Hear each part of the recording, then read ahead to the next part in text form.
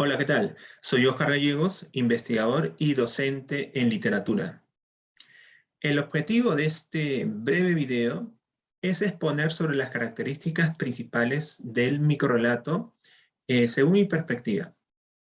Am, pero antes me parece importante hacer algunas aclaraciones sobre la definición del microrrelato. ¿Qué es el microrrelato? Se ha escrito en los últimos años eh, una considerable bibliografía al respecto. Eh, pero yo considero que es importante aclarar principalmente dos cosas. Primero, personalmente considero que el microrrelato es un género literario. Ahora, ¿por qué es importante hacer esta aclaración del género literario? Porque esto me permite no solamente distanciarme de aquellos investigadores que no lo consideran un género literario, sino también porque permite distinguir al microrrelato del cuento, que es el género más próximo al que se le parece. Distinguirlo del cuento y de la poética, de los estudios sobre el cuento. Señalar que es un género literario permite reconocer su estatuto propio, específico, su cierta autonomía respecto a otros géneros narrativos. En segundo lugar, el microrrelato, por más breve que sea, necesita contar algo para que sea considerado un microrrelato. Y esta narratividad le permite al microrrelato diferenciarse de otras minificciones que no son narrativas. Por ejemplo, el aforismo que también entraría dentro del campo de la minificción, que son esas frases ingeniosas que pueden ser ficcionales, y también del bestiario, por ejemplo, que es este género en donde predomina la descripción de animales fabulosos, fantásticos, etc. Entonces, hechas estas dos aclaraciones, podemos llegar a una definición sucinta del microrrelato como un género literario, narrativo, que condensa al máximo todos sus recursos formales, expresivos, discursivos, para llegar a la esencia de la narrativa. Bien, exploremos entonces estas tres características principales, que serían la hiperbrevedad, la narratividad y la ficcionalidad. Primero, la hiperbrevedad. ¿Por qué hiperbrevedad y no brevedad a secas? Porque esto también nos permite distinguir el rasgo de brevedad que comparte con el cuento tradicional, porque sabemos que el cuento también se caracteriza por su brevedad. Pero en el caso del microrrelato no sería cualquier brevedad, sería una brevedad radical, es decir, una hiperbrevedad. Y es tan radical que muchas veces, a diferencia del cuento que puede tener una extensión normal de páginas, ¿no es cierto? Algunas páginas, el microrrelato se distingue porque su brevedad muchas veces no solamente es de un párrafo, ¿no? Puede ser de una línea, o incluso hay estos casos en que solamente está el título. De ahí el riesgo del microrrelato de incluso poner en tela de juicio su dimensión narrativa, ¿no? Es una brevedad muy radical en ese aspecto, ¿no? De ahí la hiperbrevedad. Algunos investigadores o estudiosos consideran que con respecto a la cantidad de palabras, estaría alrededor de 300 palabras, algunos dicen una página, pero algunos están dentro de ese límite de las 300 palabras, ¿no? Puede ser una línea, 10 palabras, ¿no? Están o el título, ¿no? Están en ese rango. Pero más importante que la cantidad es la concisión, eso, ¿no? Es una concisión extrema, ¿no? Que está justamente llega al límite de palabras que podría contar una historia.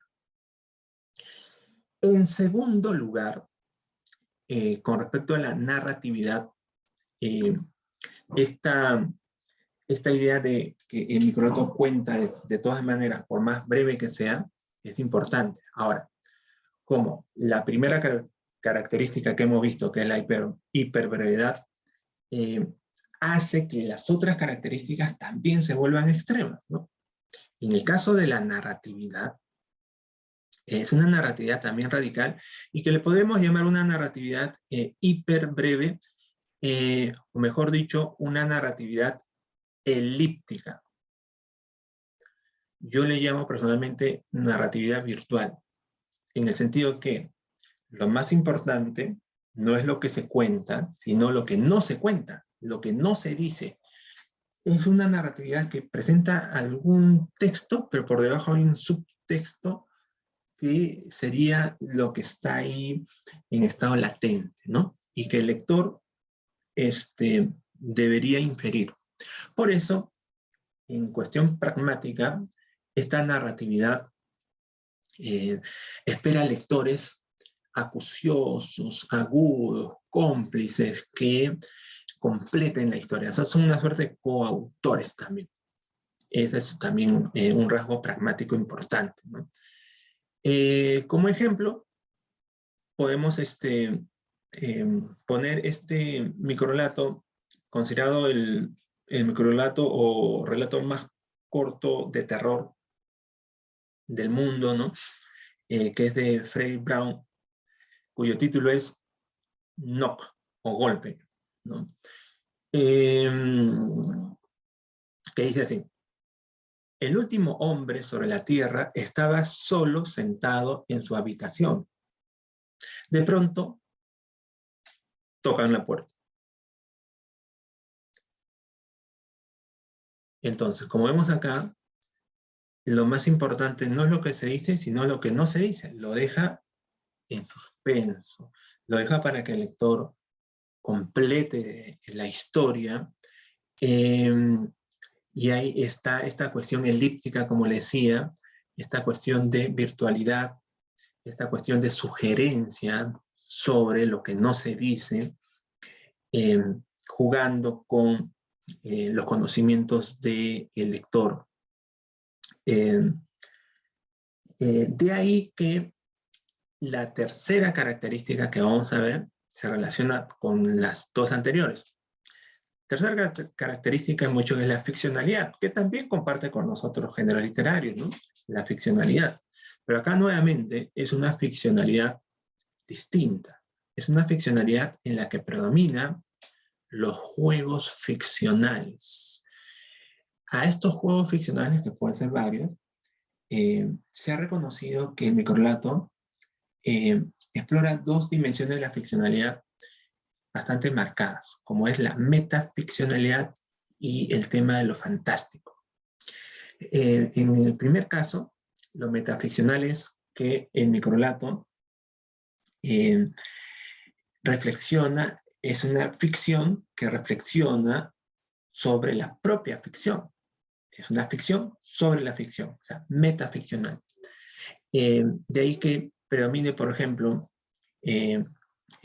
temas de la tradición literaria, como temas clásicos, la Ilíada. Vemos personajes que ya conocemos, ¿no? Como Aquiles, Ulises, Circe, o vemos a Don Quijote de la Mancha, o a la Metamorfosis de Franz Kafka, por ejemplo, etc.